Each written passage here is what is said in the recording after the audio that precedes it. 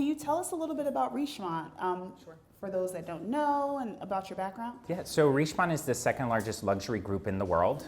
We have 19 luxury maisons. We're known for our fashion, jewelry, and accessories and timepiece brands. Cartier, Van Cleef, Chloe, Alaïa, Dunhill, Montblanc, Jaeger-LeCoultre, IWC, the list goes on. So we are the second largest luxury group here.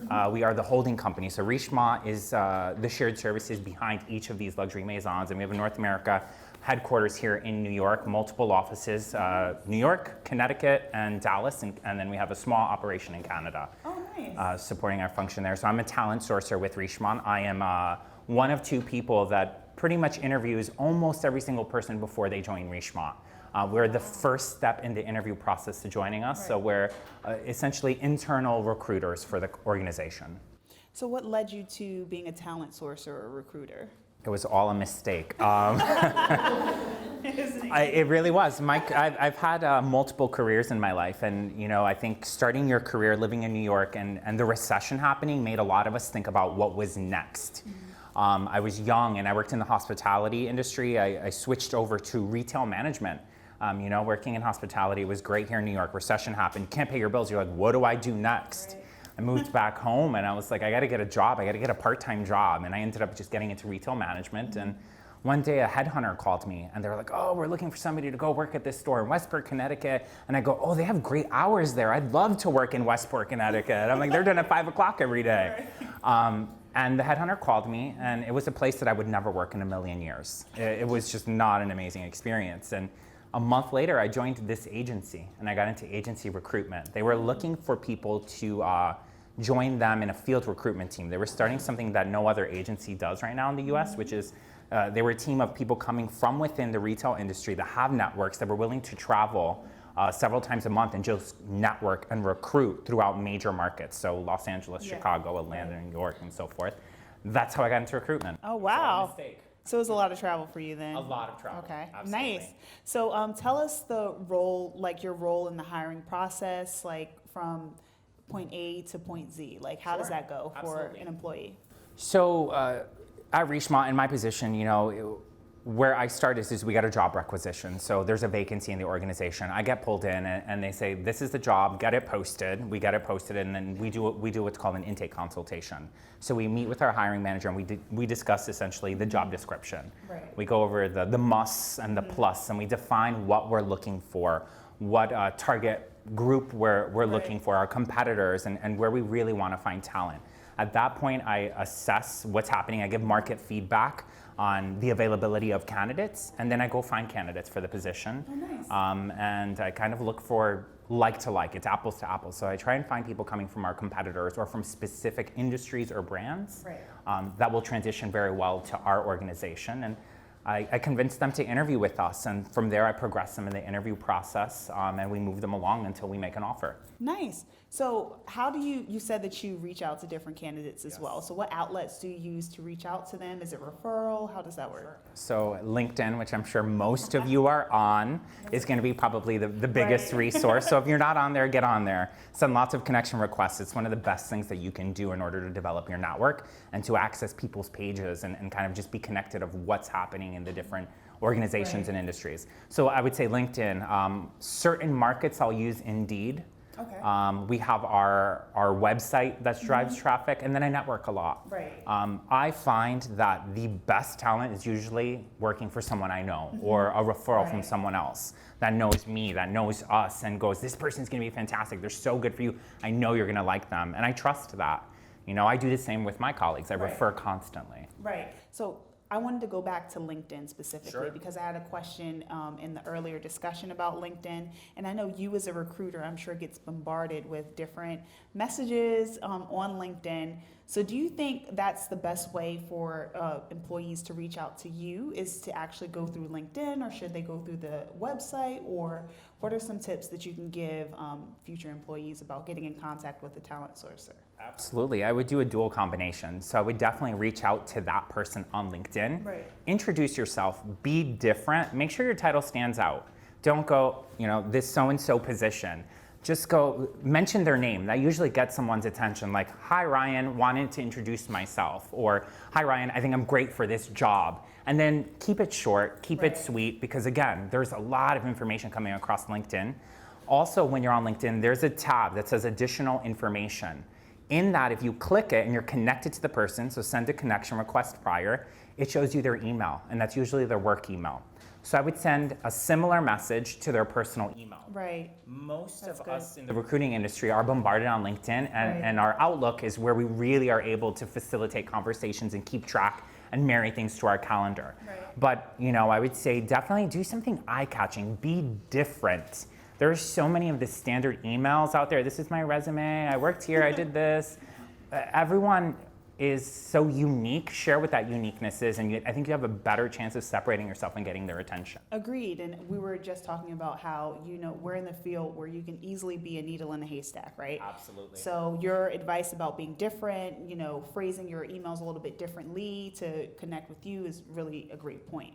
But how does a talent sourcer or recruiter differ from human resources? Sure. Like, how does that differ between the two? So a talent sourcer is one pillar or one function within HR, within human resources. So in human resources, you have your generalists, which oversee the gamut of everything that HR touches. So employee relations, labor, performance management, review, salary benchmarking, compensation, benefits, payroll, reasonable accommodations, performance review and annual review process. So essentially it's everything in there is what an HR generalist would oversee and make recommendations to different employees. Right. A talent sourcer is under recruitment or talent acquisition, so it's another pillar. Then you have a rewards team, which is compensation, benefits, and payroll. Yeah. You also have information systems, which is data and analytics. I feel like there's one more. Yeah. Like there's a lot within couple different human steps, resources. right? So we're within HR. Mm-hmm. Absolutely. So when a candidate goes through the hiring process, are there specific things that talent sourcers or recruiters look for specifically across the gamut, not just for a role? Are you looking for personality? Are there specific software skills you're looking for, like being proficient in Office, Microsoft Office, or Excel? Are there some standard requirements that you look for across the board for candidates when you're recruiting? Sure. So it's twofold. We're going to be there's going to be role and general. Technical skills are very important. So of course the job you're applying for is going to have a list of requirements, and a lot of those technical skills are musts. If they're not a must, it'll be said added plus or a benefit.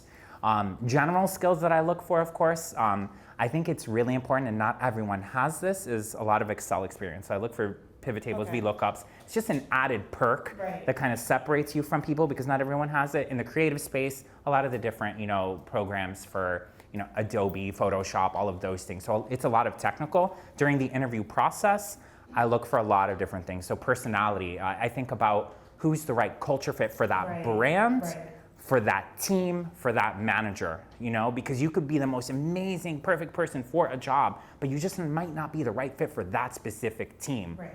And then we keep you in mind for something else. Right, that's true, very true. So are there any specific questions, let's say a candidate should ask during the hiring process, just to showcase their personality or to articulate their skills? Absolutely. So if you're thinking about articulating skills and personality, they're going to be two different ways. So personality-wise is, asking about the group dynamic. What is your team like?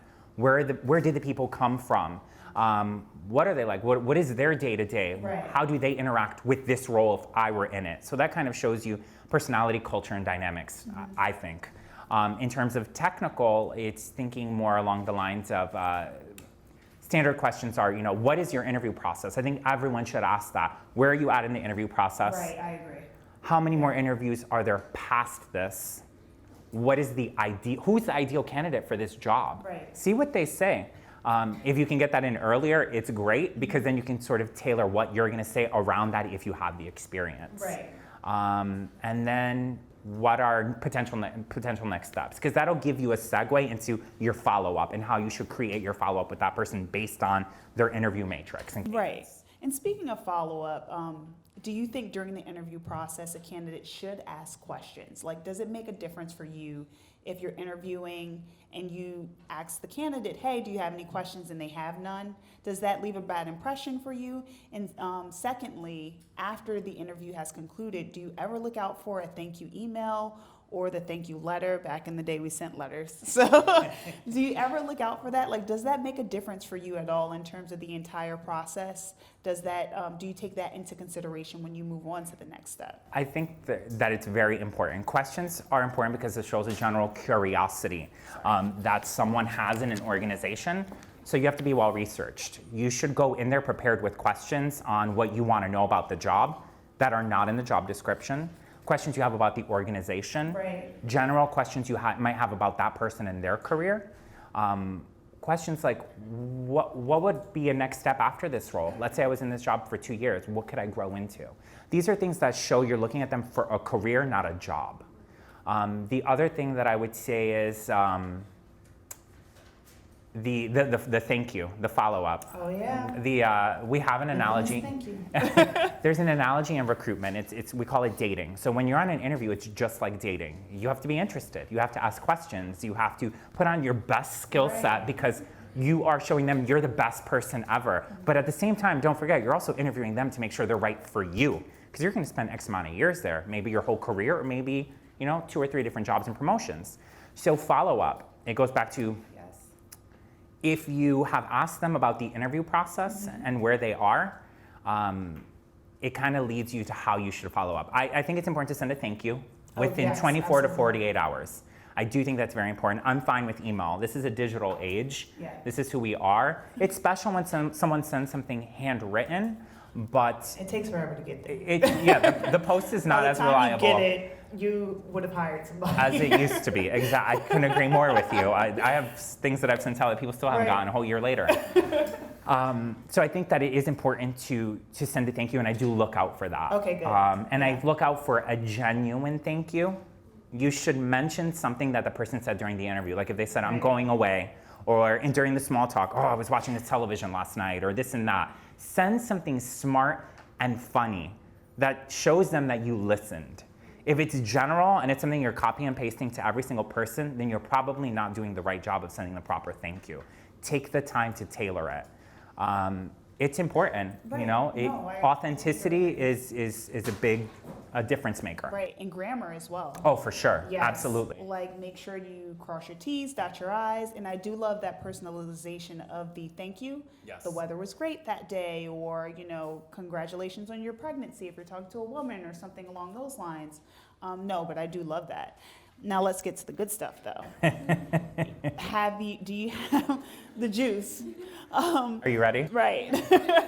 Yeah. Have you heard or have seen any examples of candidates that have said the wrong things? Have you, can you give us any tips on what you shouldn't say during the interview process? Because that's absolutely important as well. There are a lot of things that you shouldn't say during an interview process, and most would be common sense.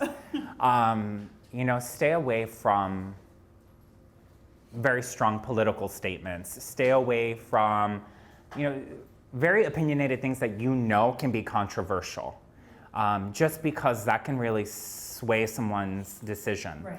Also, before you interview, study that job description like there's no tomorrow, because you don't want to ask a question or make a statement that's going to contradict something in the job description. So if a job description says there's 80% travel in here, and they go, oh, do you like to travel? Oh my God, I'm looking for a job where I'm just in my office 9 to 5. You shouldn't say that. Another question that I think you shouldn't ask along those lines is, what are my work hours? Don't ask that. Wait till you're later on and go, what are the expected work hours? Right. If you're asking, how much vacation time do I get? On your first interview, right. If you're worried about that, the company thinks that you're looking for something very different. Right. You want your standard 9 to 5, that's it. No, those are things that you should not ask right away. And you package them a little bit different and later on in the interview process, I would say. So going along the lines of the interview process, when you find the right candidate that you're looking for and you, let's say, make the offer, are there any questions that a candidate should ask before they sign their offer letter? Absolutely. When you get your offer letter, you want to ask them, there's usually a background check. Just ask them how long that takes. You should never give your notice at your current job until after your background check clears. If your background check does not clear, then you cannot have that. You can't obtain that new job, or it can take a very long time, and then now you're not getting paid from your old job. Right. So ask them that. Ask them what is the PTO package. So what is my vacation? What is my sick time? Do you have 401k? What are those investments that you make into them? What's your vesting schedule? Yeah. Who's your main insurance provider? What is your offering? All of those little things. If you have anything planned before you accept a job, disclose it at this point. I just want to let you know, I have my cousin's wedding in Europe. I'm fine with taking that time unpaid. Is that fine with you? Because you don't want to get in the job to find out that you can't have that time off. So things like that are important. Think about timing. Right, and to piggyback on what you said, to make sure you actually get an offer letter. Like a verbal sort of agreement or a verbal offer is great, but as we talked about before, it's not sort of solidified until you sign that paper. You're not signing your life away, but that's when you've officially, both parties have agreed that you will be taking on that position. So make sure you get an offer letter and that you are comfortable with whatever's outlined in the letter before you actually sign it. Going off of that, we know that team camaraderie, let's say someone is hired, they're part of the team. We know that team camaraderie is really big in today's, day and age. So do you have any tips for how a candidate can actually fit into their team, how they can build a great rapport with their team or stand out and things of that nature? Absolutely. It's always be networking. Right. No matter what, treat every situation as an opportunity to network. So you're new in a position, everyone knows you're new. Make it a point to say hi to people. If you hear people talking, just try and insert yourself in a conversation. Listen to them. Have a general interest. Share. Ask people to coffee. Ask people to go to lunch. If you're having interactions with someone constantly, just ask them, hey, is there any chance you'd be available for lunch? I'd love to pick your brain. And don't make it all about work. Talk about personal things. Make it fun. You want to build a connection. You want to integrate as fast as you can, because that'll make you that much more successful and help you develop your relationships a lot quicker so you can progress along further. Great. So we talked about someone that got hired. Now what about those that don't, right? So this is like a triple fold question, if you will. So if you respond to someone and give them the dreaded, I'm sorry, but you didn't get the role email, should that deter a candidate from applying for a future position? And what does that necessarily mean? I'm sorry you didn't get the job. Like, were they not good enough? The personality was off? Was it budget restrictions? Like, can you, unfold what that message means? There's a lot of different things that can happen. An organization can have a comedy or era of riches where there's 2 or 3 really great, amazing candidates and there's only one job. You have to remember that. Right. And you could be against someone that is just equally as good, but there's one small thing that just gave them that leg up. So don't ever feel that it's something that, don't lament over it. Mm-hmm. Something else will come of it. You can ask them to share feedback. Is there anything from the interview process that you can share with me that I could have done differently? Or, possibly, what didn't allow me to progress in this process and finalize the role. That's okay. You won't always get a straightforward answer. Right. There are certain things that will be disclosed and some that, you're never going to know. There are different factors. It could run the gamut. The reason could be things. It could be someone else has an extra technical skill. Someone else is coming from a competitor and you're not. Someone else has a network that they need to tap into. It could be just a list of things. Right. During that process or when you get that email, I think it's important to ask them, I would love to stay in contact if that's okay with you. Just tell them, I'm gonna keep an eye out on your website. If I see a position listed that I'm interested in, is it possible that I could contact you and share my resume again? Right. Or should I just apply? They'll usually be honest with you, but when you take that kind of approach, just know that you have to be very specific about what you apply to.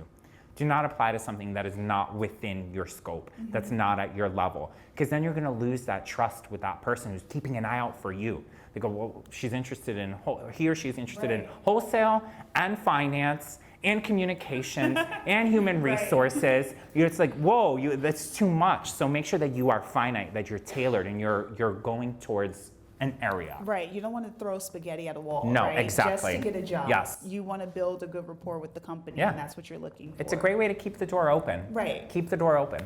Right, so what if you don't receive any feedback, right? Like this person is waiting for the next steps in the interview process. They're following up, saying, hey, any news? But sometimes the recruiters don't follow up. Human resources, they don't give you a yes or no. Don't hate us. Sorry, don't hate them. But I know you have busy schedules, so sometimes you can't get to everybody. So what does that mean if, they don't hear anything at all? Sure. I think this goes back to making sure that you ask what their interview matrix is like, how long this is going to take, what are the steps in the process. When a recruiter doesn't get back to you, it's not that they're ignoring you, it's that they're waiting for an answer from the hiring manager or some step in the process. They don't want to give you misinformation. A good recruiter will tell you, I don't have an update just yet, I will circle back with you, I'm waiting for my hiring manager still to give me this information. Or there's a large pool of candidates that are interviewing and you're in that mix. Every company is different. There are some companies that can take 9 months to hire for one job. There's some that can take 1 month, 2 weeks. Yeah. So again, that goes back to asking them what that time frame looks like. Right. So, and piggybacking off of that, what's like sort of the window or threshold that you think a candidate should move on from interviewing for that position? So say they're waiting for an answer, how many weeks or days should go by before they move on to a different interview or a different company that they want to interview with? This is where you put your eggs in many baskets. Right. The market right now is in a fantastic place for candidates, for all of you. There's more competition with companies to get amazing talent because there's so much happening. You should be interviewing with more than one company at a time. You don't want to put all of your eggs in one basket. Right. You shouldn't. Agreed. You should also have comparisons happening.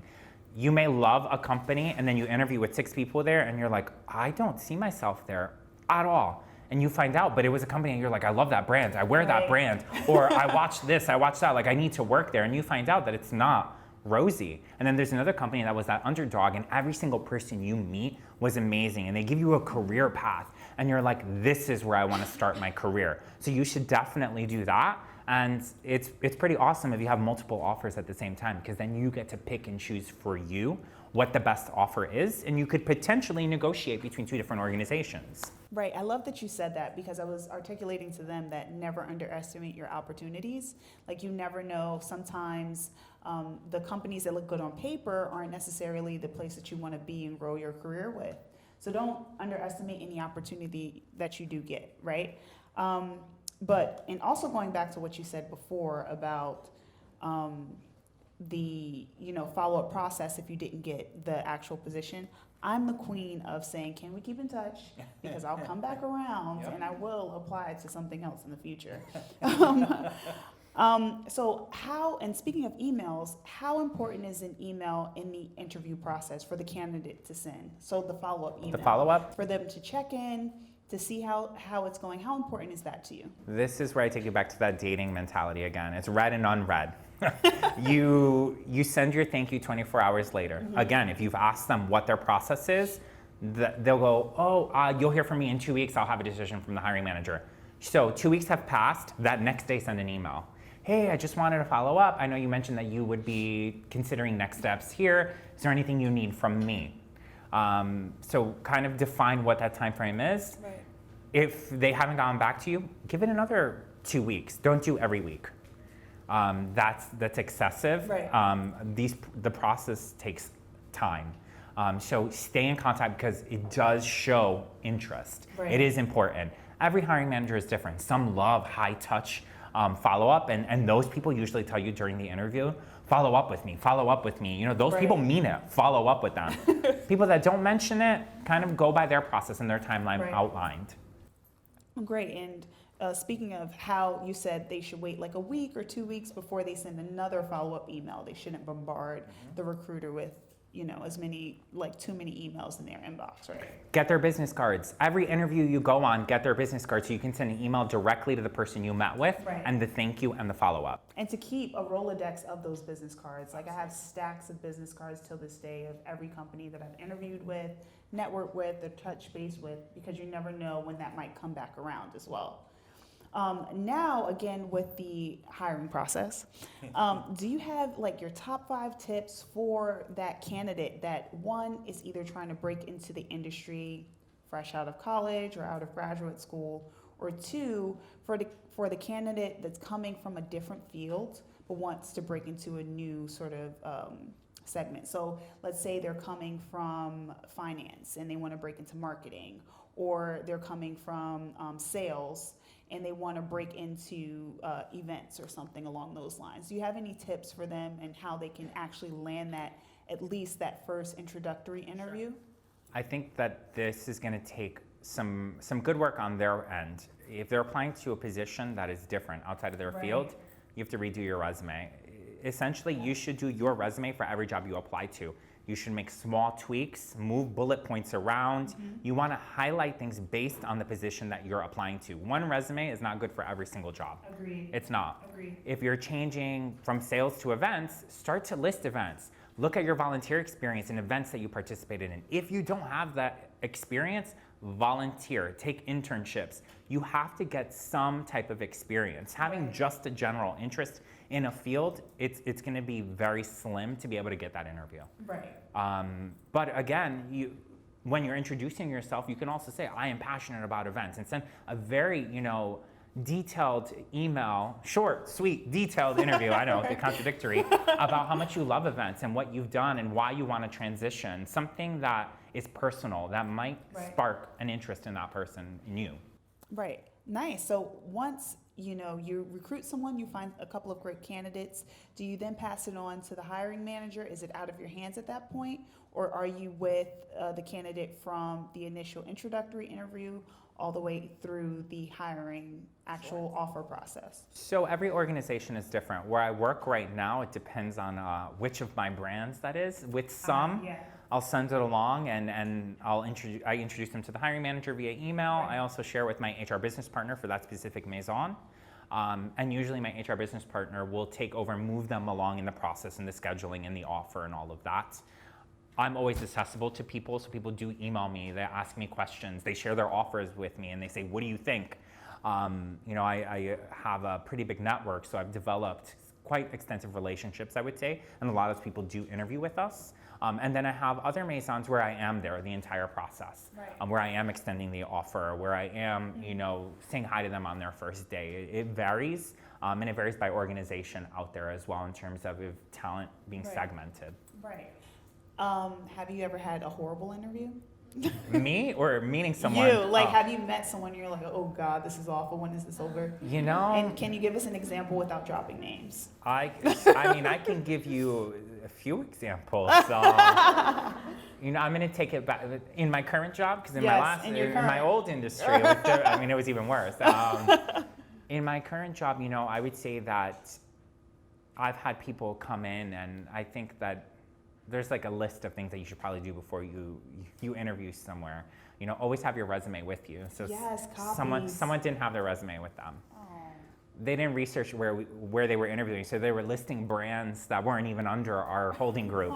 And I go, well, that's great for LVMH or for Kering. They didn't dress appropriately for their interview. We're a business office. So you have to kind of think about what you're wearing and where you're interviewing. So I've seen some very interesting ensembles come across our organization. I think that also energy is so important. I've had people come in and I wanted to take their pulse. I'm like, are you alive? I'm like, I might have to, where's the defibrillator? When people come and sit with me, I try to really lift them up. And if I can't do that, and if we can't laugh, it's an issue. That's a bad interview for me. But I've had some, I would say those are kind of some of the things that I would say have not been positive. Nice. I hope this one has been a positive It's been amazing. Okay. Incredible. Well, I want to thank you for this. My pleasure. Thank you so much. Round of applause.